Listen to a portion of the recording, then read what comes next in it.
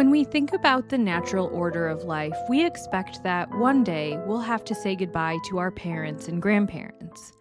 It doesn't make that loss any easier, but it's a reality most of us understand is likely to come. What we don't expect is for a younger family member to die before their time. The grief of losing a child or grandchild is something most people can't imagine. And if it happens once, you hope it's the only tragedy of that kind your family will ever have to endure. But today's story is about a grandmother who faced that heartbreak again and again.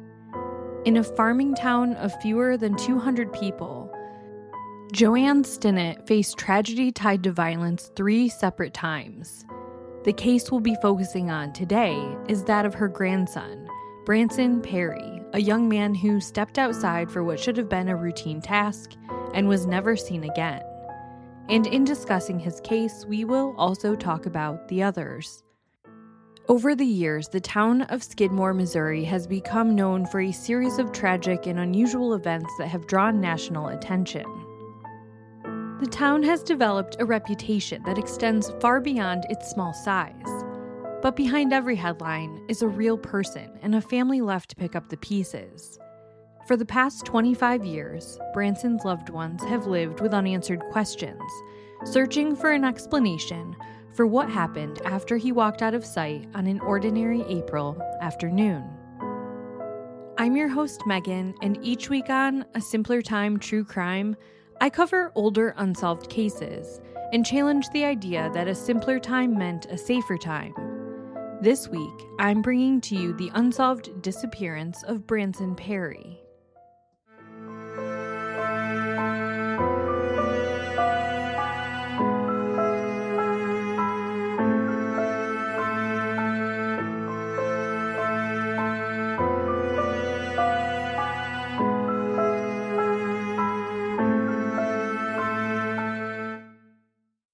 A few quick things at the top of this episode. I had heard of Branson's case years ago, and it's always kind of stuck with me. Then a few months ago, a listener named Carla requested I cover it on the podcast and said it's just one of those cases for her that has so many possibilities and she just keeps coming back to it. I appreciate her suggestion because as I dug in further, I realized there were so many pieces to the case I wasn't aware of, and I think you'll probably feel the same after listening. Above all, it's just an absolute tragedy. Just as a heads up, this episode has a few sensitive and graphic topics, including intimate partner violence, sexual abuse towards children, and the murder of a mother with the baby removed from her womb. Each of these things have some graphic details, but as always, I don't include more than what is necessary and relevant to discuss in the story. But please take care when listening. And with that, let's get into it. It was Friday, April 13th, 2001, and JoAnn Stinnett was feeling a bit worried about her 20-year-old grandson, Branson Perry. They had a routine of speaking almost daily. In fact, he would come over to her house almost daily. Suddenly, he would just appear through her back door to chat or eat some of her famous peach pie, his favorite. Not only that, they had a lot going on. JoAnn's son Bob, Branson's father, had been hospitalized, and he was due to be released from the hospital, hopefully that day. Branson lived in his father's home on 304 West Oak Street in Skidmore, Missouri, and he had been working on getting the house cleaned up for his father, anticipating his discharge. So JoAnn found it odd that she hadn't heard from Branson and decided to head over to the house to check on him. When she got there, initially she had to have felt a little relief because there was music playing, like the way that I would blast some music while I'm cleaning up and doing chores. The doors were wide open, and his vehicle was parked at the house. And so at first, it appeared like he was just in the middle of something. But that relief would disappear in an instant when there was no sign of Branson, and the animals at the home did not appear to have been fed. As it turned out, Bob was not yet well enough to be released from the hospital as planned, so in the meantime, JoAnn began making some phone calls around to see if anybody had heard from Branson. But none of his friends had.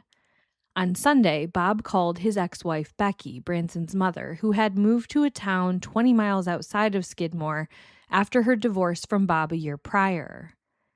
On Monday, Bob Perry was released from the hospital, and JoAnn picked him up, and together they met Becky at the Nottoway County Sheriff's Office to report Branson missing. Through conversations and calling around, it was determined by this point that the last time anybody had eyes on Branson was Wednesday, April 11th in the afternoon. And this last sighting was from a friend. Now, this friend, her name is out there, but she has repeatedly declined being interviewed by the media, even as recently as 2024, stating that she knows someday she could be called as a witness in a trial, and she doesn't want any of the statements she makes to disrupt a future trial. I respect that, so just to give her some additional privacy for the sake of this episode, I'll be referring to her as Jen. According to Jen, she was over to the house on Wednesday the 11th. She was helping Branson clean the house to prepare for his father coming home in a couple of days. On an adjacent lot to the property were two men fixing up Bob's car for him. The alternator had gone and they were replacing it so it would be up and running when he got home. The car that they were replacing the alternator on was parked on the street in front of a storage shed that sat on an adjacent lot.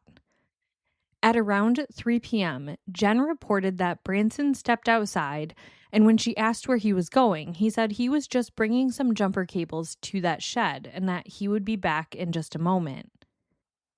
He wasn't. He didn't come back at all.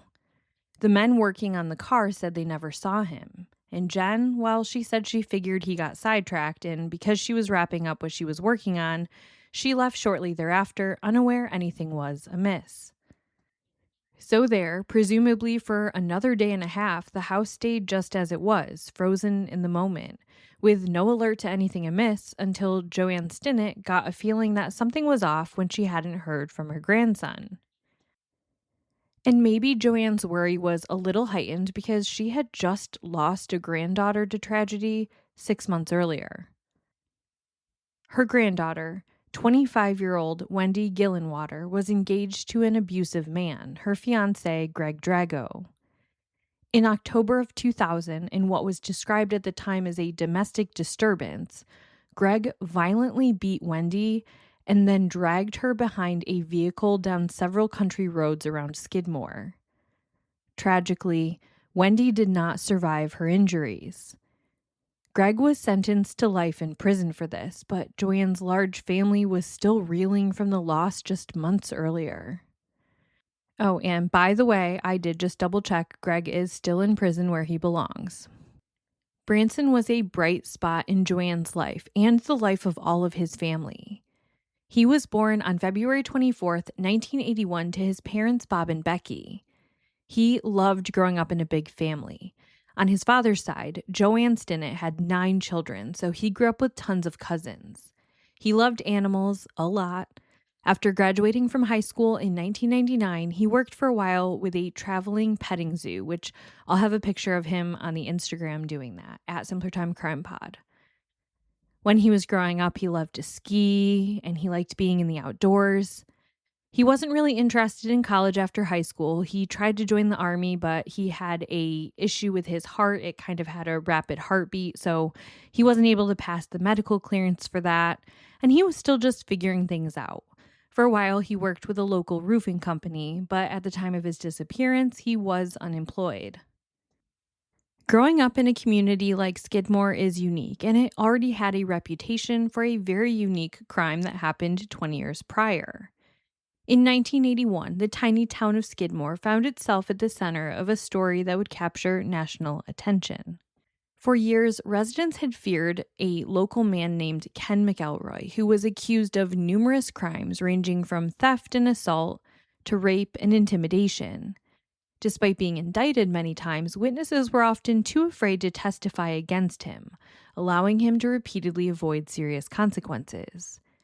Tensions finally reached a breaking point after McElroy was convicted of shooting a local grocer, but remained free while appealing the conviction. On July 10th, 1981, McElroy was sitting in his pickup truck on Skidmore's Main Street when he was shot to death in broad daylight. Dozens of people witnessed the killing, yet no one ever identified the shooter and no one was charged. The case became one of the most famous examples of alleged vigilante justice in American history, and it inspired books, documentaries, and national media coverage. Skidmore often gets reduced to its tragedies, and that doesn't really do the town justice. Skidmore sits among the farm fields of northwest Missouri, about 2 hours north of Kansas City, and not far from the Iowa border. For generations, families have been drawn to the area by agriculture and the opportunity to build a life in a place where land is plentiful and life is relatively affordable. To the people who live there, Skidmore isn't a headline, it's home. It's one of those places where there are only a few streets in the main village. Blink and you drive through it. You've seen the type. And then you just have miles and miles of farmland.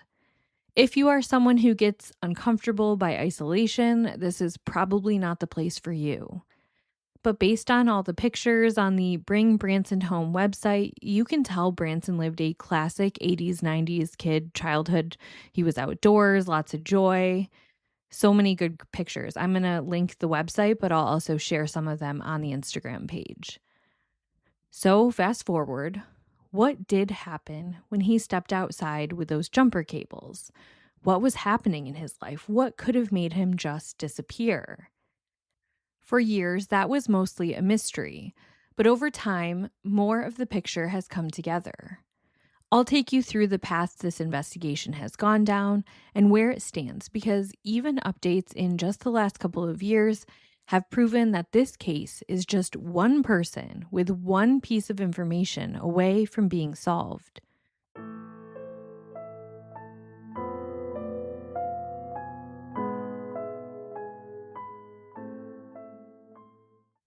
The sheriff of Nottoway County at the time was a man named Ben Espy, and the first lead detective on the case was Steve Whittington. When they all first arrived back to the Perry home, Branson's father Bob noticed that none of Branson's possessions were missing. Even his wallet was still at the house.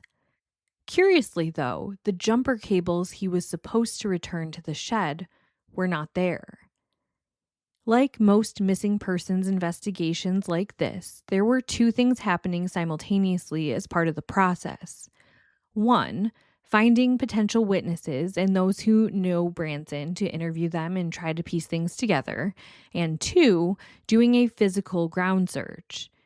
In a community where there are acres upon acres of farmland that backs up into forests and off-grid places, you'd think the first task would be easier than the latter.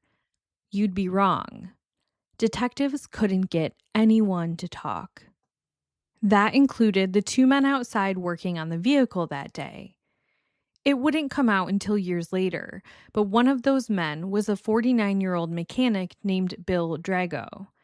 Yes, you heard that surname earlier in the episode. He's the brother of the man who was convicted of murdering Branson's cousin, Wendy Gillenwater. Bill was pretty much known as the town mechanic, and he wasn't talking, neither was the other guy, but we don't know who that is. It's unclear how much his friend Jen was talking. Investigators just said that people were, at best, being cagey, and at worst, refusing to talk altogether. The physical search was not going much better. Sheriff Ben Espy had ordered a 15-mile grid search that came up empty. But in the first few days, they were not thinking foul play. Espy said they handled about 10 missing persons cases a year in the county, and most turned up within 24 hours. And that Branson wouldn't be the first boy to hitchhike away from a rural community. However, that mindset didn't last too long. He didn't have anything on him. They monitored his bank accounts where he had money saved and nothing was touched. And it was extremely out of character for Branson to be out of touch with his family for any amount of time. Detective Whittington told the Maryville Forum, quote, "We just went talking to people and just looking around, put out alerts and what have you, put out a missing person thing on him, and we never got any response at all back from that," end quote. He also added, "We kept watching the bank account. He had money in the bank account and that was never touched, so it wasn't like he took off." Branson's family peppered the local and regional area with flyers, desperately trying to find anyone who may have encountered him. And then something peculiar happened. 2 weeks into Branson's disappearance, the missing jumper cables just appeared in the shed. So, of course, everyone was wondering, how did they get there? They were right inside the door, so it wasn't as if they were missed the first time, especially because that's specifically what they were looking for in their search. So if the person who did this or had some involvement was the person who returned the cables, that's really risky. That's coming back onto the property. So that's just something to think about. The State Highway Patrol continued searching, going into abandoned schools, barns, fields, rivers, railroad tracks, you name it. But not a single trace of Branson was located. The weeks turned into months, and investigators would say that Branson's friends were not cooperative, and that they were getting the sense that illegal activity had to do with his disappearance. Upwards of a dozen people were given polygraph tests. Some passed, some failed. Who did and who didn't, as well as the questions that were asked, well, that's never been released even to this day. Branson's grandmother, JoAnn Stinnett, got connected to a psychic named Joyce Morgan, who waived the fee for her services. Joyce stated she saw images of Branson every day, and that it was her belief he was killed the day he went missing. She was confident that he would be found, but beyond that, not much more came of it. 9 months into his disappearance, Branson's mother, Becky, put up a $5,000 reward. Becky lived a humble working-class life and was a server at a local restaurant. She had been saving tips for as long as she could, hoping that one day she would see the ocean on a cruise ship. Now, that money was shifting into a reward for information on what happened to her son. She also sold property to help with the funding as well. Becky found that she had to stay busy and focused on the purpose of finding her son to avoid the feeling of drowning in her grief. She and several dozen friends put up 1,300 signs in Missouri, Kansas, Nebraska, and Iowa. Her and the community hosted a dinner fundraiser, and she just always kept up the momentum. The holidays came and went without Branson, and Becky had one thought that confirmed to her that he had met with foul play. And that was, he would be here if he could. She said that to the press on numerous occasions. He would be here if he could. At around this same time, police conducted another search along both sides of the Nottoway River from Skidmore to Maitland for clues. But yet again, none were found. April of 2002 brought the 1-year anniversary of his disappearance, and the community was stunned.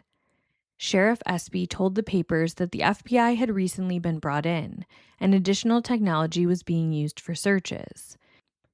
They were also using cadaver dogs and coming out to the communities of Quitman and Burlington Junction, 2 nearby towns.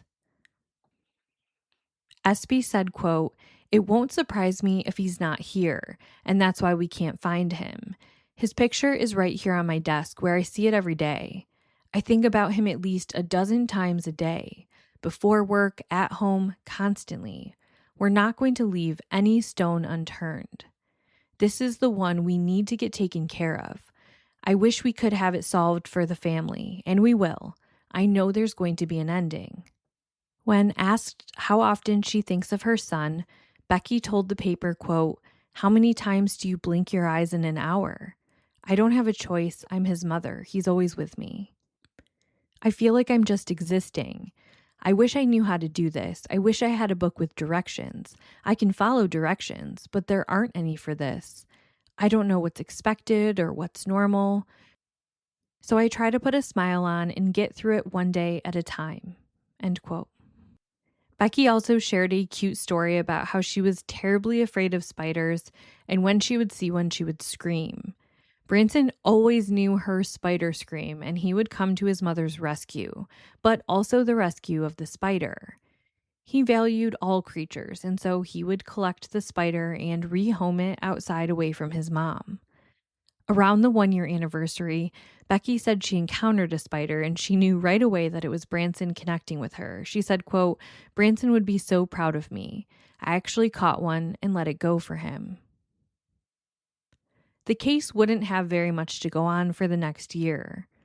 But just before the 2 year anniversary of Branson's disappearance, a federal sting operation into a child pornography ring would take the case in a whole new direction.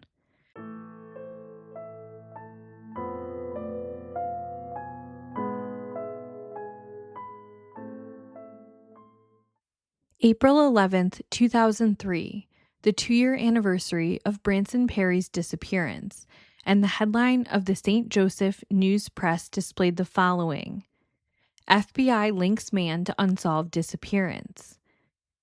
58-year-old Jack Wayne Rogers was arrested on April 10, 2003 for possession of child pornography. In much of the official legal language, that is still the term used. Prosecutors and judges often continue to use that statutory language because it is the legal terminology written into the law. However, for the rest of this episode, I'm going to refer to it as child sex abuse material, or CSAM. And if you want to learn more about why, my girl Holly over at Crime with Holly does a great video on this that I'll link in the show notes. And also, you will increasingly see that language being used by judges and DAs and others now, but definitely not back in the early 2000s when this case is being discussed in the old media coverage. Now, you're probably thinking, Megan, possession of CSAM is a horrible thing, but what does this have to do with 20-year-old Branson Perry's disappearance? Well, even the investigation into the CSAM did not start with Jack Wayne Rogers. He came to light as part of a broader FBI sting operation called Operation Candyman. Operation Candyman was launched in 2001, targeting the online distribution of child sexual abuse material. It focused on a Yahoo-based online group called The Candyman, where members could share messages, images, and files. Investigators believed the group was being used to trade and distribute CSAM, and through an undercover investigation, they obtained membership records and began identifying users across the United States and abroad. The case ultimately involved all 56 FBI field offices and became one of the largest internet-based child exploitation investigations conducted at that time. According to the FBI, the investigation identified thousands of members worldwide and resulted in hundreds of search warrants and numerous arrests, which of course just makes my skin crawl to think about. But it gets worse. This branched out and expanded into a broader federal child exploitation investigation, as the FBI then planted themselves into the chat rooms of America Online, otherwise known as AOL. I know I have a multi-generational listener base, and depending on when you grew up, AOL chat rooms may hold different contexts and experiences for you, or nothing at all. So just to make sure everyone has an understanding, AOL chat rooms were one of the more popular ways people met and talked online. Users would log in under screen names and join virtual chat rooms based on shared interests, where they could have real-time conversations with people from across the country or even around the world. Long before social media became part of everyday life, chat rooms gave people a way to connect with strangers, make friends, and discuss just about any topic imaginable, all from their home computer. While AOL chat rooms were large public spaces where dozens or even hundreds of people could participate in the same conversation, AOL Instant Messenger, or AIM, was designed for private communication. AIM allowed users to create buddy lists and exchange one-on-one messages with people they knew, much like modern text messaging or direct messages on social media. Many people used chat rooms to meet new people and then moved their conversations to AIM for more personal discussions. It sounds like identifying Jack Wayne Rogers had more to do with a regular chat room, but those regular chat rooms did have private chat features within them. At this time, the FBI was after an Alabama man named Michael Adam Davidson. In looking through Davidson's chat logs stored on his computer, They identified him corresponding with a specific screen name, the screen name which I'll just call BB, logged on February 21st, 2002, and began corresponding with a screen name called Mick Power 3124, which was Davidson's screen name. The BB screen name talked about all sorts of things, but at one point stated they had driven to the Nottoway County town of Skidmore from their town of Fulton, Missouri, nearly 4 hours away from Skidmore. And he said that he had abducted a blonde boy, sexually assaulted him, and murdered him. He went on to say that he saw a poster of a boy at the gas station and that he had disposed of his body in the Ozarks in a way where it would never be found. Davidson was intrigued and said that BB needed to tell him all about it, start to finish. He even asked, quote, "Were you looking at the time or did you just have an opportunity you could not refuse?" To which BB responded, "Opportunity." BB went on to tell more before pausing and saying, quote, "I just realized that this is the first time I have ever given any identifiable details to anyone. Not smart of me and a bit scary. That's the kind of thing that can be a fatal mistake," end quote. Davidson reassured BB that he was safe to tell him and said that this victim was no different than the other quote-unquote throwaways. Davidson then said, quote, "Remember your philosophy, prey and predators. Do you have regrets on this one because you fear getting caught? Or do you feel sympathy?" To which BB replied, "Neither." He went on to say, "You have to operate on the premise that if you look like you know what you're doing, people don't notice. If you sneak, people wonder what you are up to. If you stop and pick up someone and look like it's normal, then they don't think squat," end quote. He then described that he had given the victim pills and alcohol to gain further compliance and took the victim deep into the Ozarks. He claimed that he burned his clothing and belongings in a campfire and tied the victim to a tree. He then shifted his language, no longer using gendered pronouns and instead referring to the victim as it. He went into graphic details of his sexual assault and how he allowed the victim to still have hope in order to get him, or it as he referred to the person, to comply. He said, quote, "You can do it willingly by telling it that you're going to let it go if it does what you want. Hope springs eternal until you smash it." Davidson replied, "Very nice technique," to which BB then said, "Promise to let it go, then pull that away, then promise more, back and forth." According to reporting in the Kansas City Star, he then described how eventually the victim died, and that the whole ordeal and cleanup and disposal of the body and all evidence took 18 hours. Davidson stated that he wished to do that very soon, and then the chat ended. The FBI provided a court order to America Online, and that is when they learned BB was registered to Jack Wayne Rogers. They wanted to loop in authorities in Skidmore because it was clear he was talking about Branson Perry. But while doing so, they wanted to see if they could build a case against him with anything else, because a no-body homicide and the current circumstantial evidence was not going to solve Branson's case. So the FBI dug in. Which, just from a side note, what I've read about, and I heard on another podcast I listened to where they interviewed a former FBI agent, if you do this type of work in the FBI where you're going undercover and investigating CSAM, there are time limitations for how long you can do that work because of the profound mental impact it has on you. Many of them end up with severe PTSD and other outcomes. And again, that is something that society, the FBI, the world, we're just catching up on. And so this is a shift that has happened in recent years. When the FBI continued investigating, they found that Rogers was in possession of CSAM, and they would find that he distributed it as well. While he's facing all these criminal charges relating to those items, police get a warrant to search his computer further and his property, and a couple of things come out of it. A tip led them to believe that human remains may be found in some bushes and under a patio on Rogers' property, but that was a bust.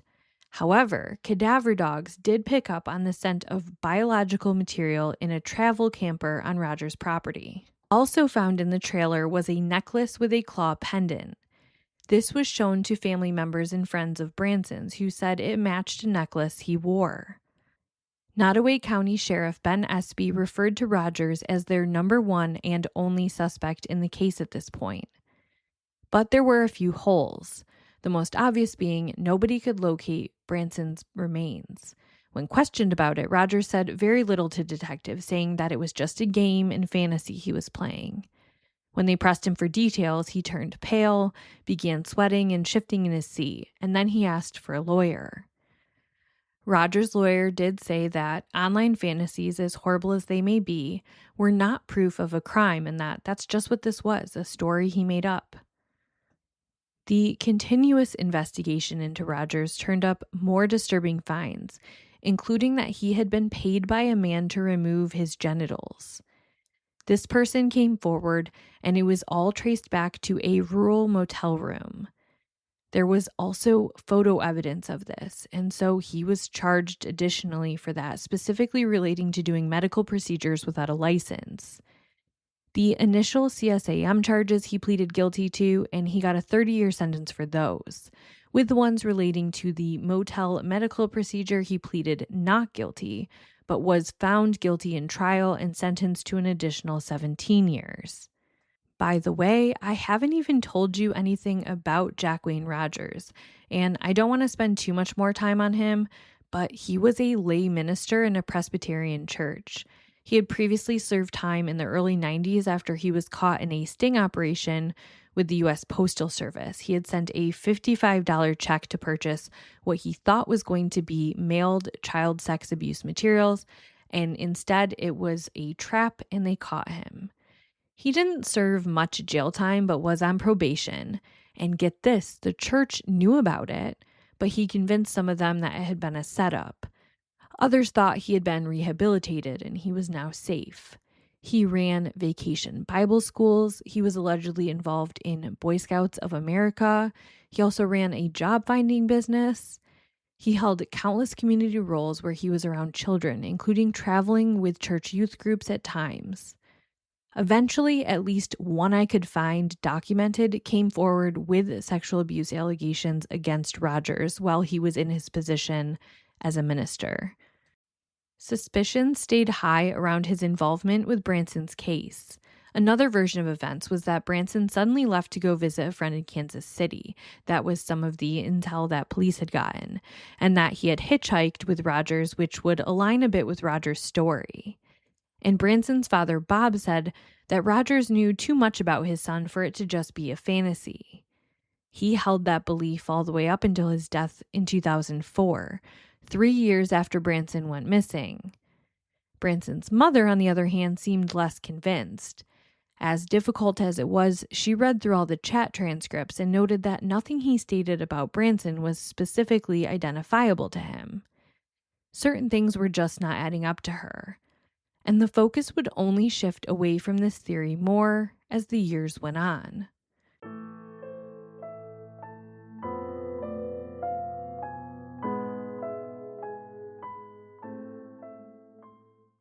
In December of 2004, the family was hit with tragedy yet again, just 9 months after JoAnn Stinnett buried her son Bob, Branson's father, who was just 49 years old.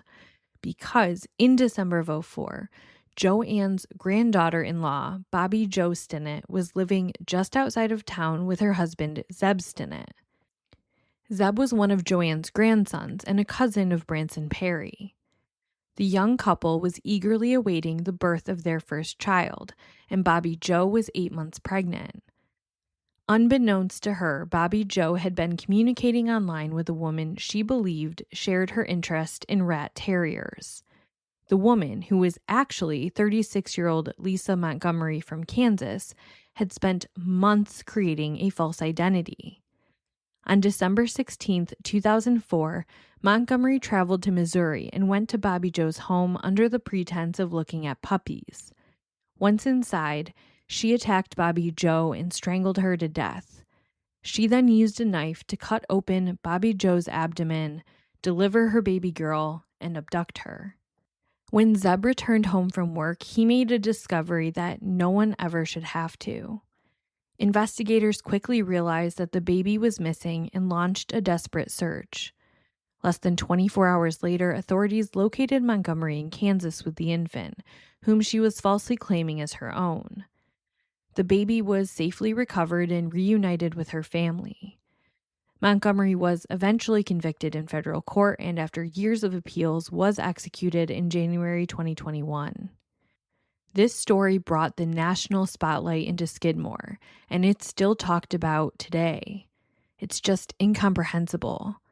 My heart just breaks for JoAnn Stinnett. No one person should have to go through that much. It's just too much. The discussion around Bobby Joe's case and her relation to Branson's family kept Branson's story out there. Well, that and Branson's mother, Becky. She worked relentlessly to ensure it wasn't forgotten. She worked with the Q Center for Missing Persons for exposure and support. Eventually, she connected with a recording studio out of Nashville that offered a record deal for the person that came forward with information. At one point, Branson's photo was on a race car, and Lamar Advertising donated state-of-the-art light-up billboards of Branson on the Belt Highway. The Morgan Nick Foundation selected Branson as one of the cases to be featured in the Picture Them Home campaign, where photos of missing children were placed on the cars of 11 Arkansas State Police cruisers. Hoping to get incarcerated individuals to talk, Branson was put on the Missouri Cold Case playing cards deck. And that last part, that may have led to the next clue. Sheriff Ben Espy lost his re-election bid to a man named Darren White, who took over as elected sheriff of Nottoway County in 2009. And who knows if it was the playing cards that sparked the prison chatter or what, but an inmate in Holt County came forward to police with a tip.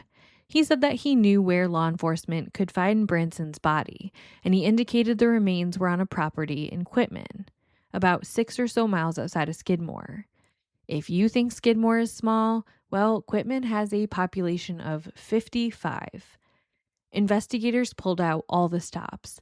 They brought in North Carolina law enforcement who had specialized equipment to dig, and they tore up a property near Highway 113 and 240th Street. And let me tell you, the landowner who resided in Skidmore but who owned the property in Quitman, he was angry. His name was Daryl Keever, and there's a photo of him in the St. Joseph News Press with his shirt unbuttoned, standing in front of his torn up property, holding a knife. They dug a 23-foot hole that was 20 feet by 40 feet. Nothing was found, and the prisoner recanted his statement. I guess he mentioned something along the lines of, "I just wanted to get out of prison for a couple of days." This, however, was not the only mention of Quitman, and any mention of Quitman would spark conversation around the drug scene in both towns, a large, interconnected one where people were very scared. And then there was the house. In Quitman, there was a home known for being a place to buy and distribute drugs, particularly methamphetamine. Investigators would reveal years later that in the earlier years of their investigation, they spoke with witnesses who placed Branson there on the day of his disappearance, after he left with the jumper cables. These witnesses made similar statements independent of one another, though it should be noted that this is a tiny community and people talk, so it's hard to say for sure or not if people conspired together to have this story. Police likely have more insight into that with who passed the polygraph tests and who failed, and the general information they were able to pick up from those who were willing to sit down for an interview. But here's the part that's going to blow your mind. That drug house mysteriously burnt down on roughly April 13th or April 14th, after Branson went missing on the 11th, but before he was reported missing on the 16th. Sheriff Darren White was a deputy at the time and responded to that call. He said that by the time they got there, the place was just completely burnt down. And since Branson had not yet been reported missing, there was no thought or connection or need to preserve evidence or anything like that. Unfortunate and suspicious. Branson's mother, Becky, talks about the story she got from his friend Jen on the website Bring Branson Home. I'm going to read to you a brief excerpt where she says, quote, "The events of that day are fairly sketchy to me and often make no sense. I don't have a timeline of when they occurred, only sporadic comments that were made. At one point, the friend saw Branson run into the kitchen and take something out of the cabinets, then run out the back door. When he returned, she said he wouldn't tell her what he was doing and acted like nothing happened. Later, she said she had taken a shower, and when she came out of the bathroom, she saw one of the men that were working on the car going through the cabinets in the kitchen. She said she asked him what he was looking for, and he told her nothing and went back outside. Then, at approximately 3 p.m., she had been upstairs when she heard the front porch door shut. She looked out the window and saw Branson. She asked him where he was going, and he told her he was going to put the jumper cables in the storage shed and he would be right back. She never saw him again.